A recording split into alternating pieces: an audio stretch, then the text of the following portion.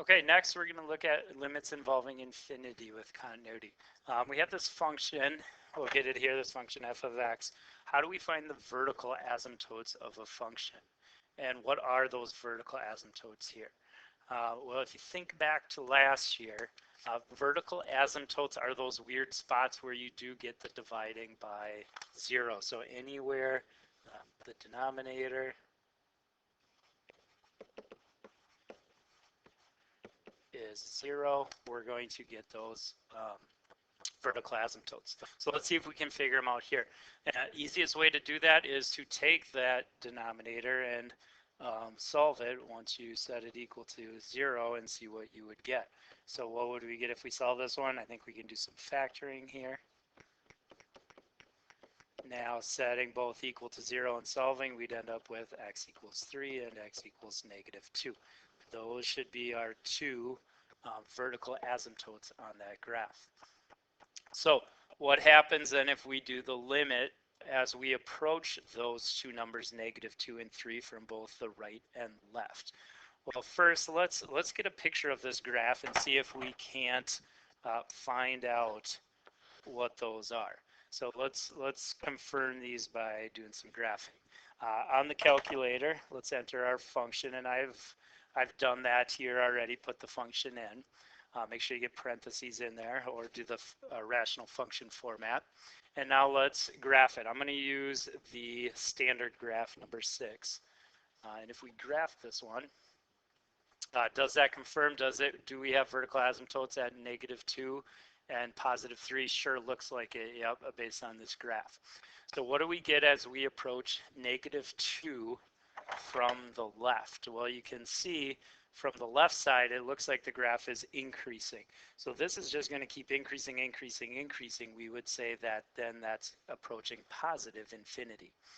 How about as we approach that from the right side? Well, from the right side, if we approach -2, now the graph's going down, down, down, down, down.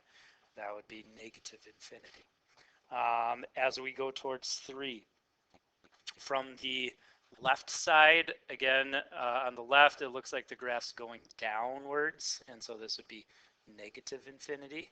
As we approach it from the right side, that asymptote, the graph's increasing, this would be positive infinity. And so we get that graph here where we get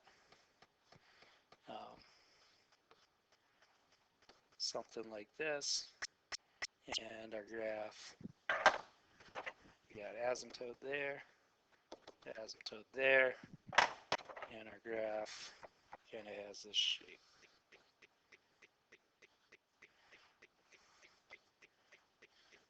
Okay, so now how do we find asymptotes? How do we find the horizontal asymptotes of this function? Horizontal asymptotes, that is looking at what's kind of happening at the end, because we call that the end behavior of the graph. What is the graph doing at the ends? Because any horizontal asymptote, your graph's going to approach that as you keep going out. So it's what is your limit as x goes to either positive or negative infinity. I want you on this one to see if you can guess the horizontal asymptote based off the graph, maybe using your calculator. What is the horizontal asymptote on this one, do you think?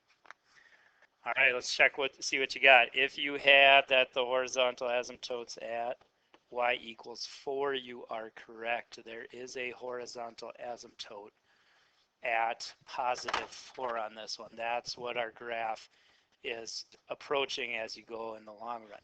One way you could have done that, if you use the trace feature on this and just kept going one way or the other, you can see that it does eventually, the number, or our y values as we keep going that way, keep going and go towards 4 there. So that would have been one way to do it.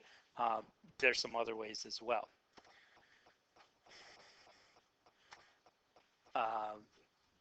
So what we're going to look at next then is what's the if we look at these ones, as x grows bigger, what is this going to equal? Or in other words, if we're going towards infinity, as we go to the right, or if it would be negative infinity to the left, what is this going to be approaching?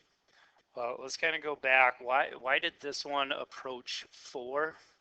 Well, as our graph here keeps getting bigger and bigger, um, the x squared part of this is going to kind of win out over these smaller terms as far as getting big if we plugged infinity or a very large number in.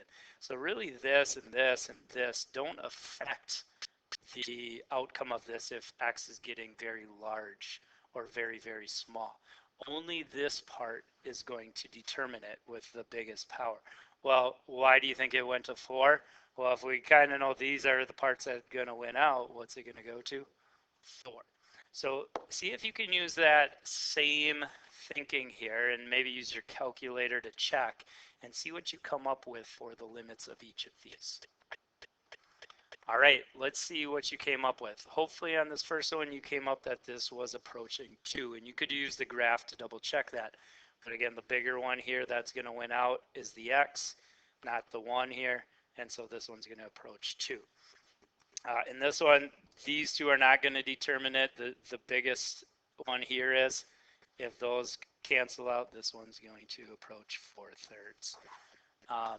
This one, the one that's going to win out is this biggest power here of x to the third. Notice there is not an x to the third on bottom. So these are not going to win out. If you put infinity in this, this is just going to go very giant. You should have seen on this one, there is no horizontal asymptote. It just keeps getting bigger and bigger and bigger on the right side. And the graph would show you that. On this one, the one that's going to win out is the x to the third. So these don't really determine anything. As x gets very large, we're going to end up with 1 over a very large number. And if you got 1 over a very large number, that's going to approach 0. So you should have seen that this is getting closer and closer to 0 on that one. So hopefully you got a lot of those. So what does that mean then?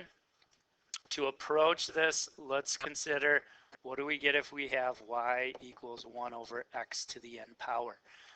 What happens where n is some number bigger than 1?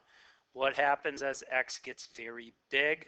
Well, if you got 1 over a very big number, that means this is going to, y is going to approach 0. 1 over a large number is going to be 0.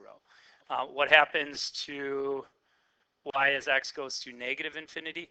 Well, if this is a very large number, negative number to a power, if you got 1 over a very large negative number, it's still going to be getting closer and closer to 0 just from the bottom instead of from the top. So anytime you have the situation where you got 1 over x to some positive power bigger than 1, that's always going to, that graph's always going to approach 0.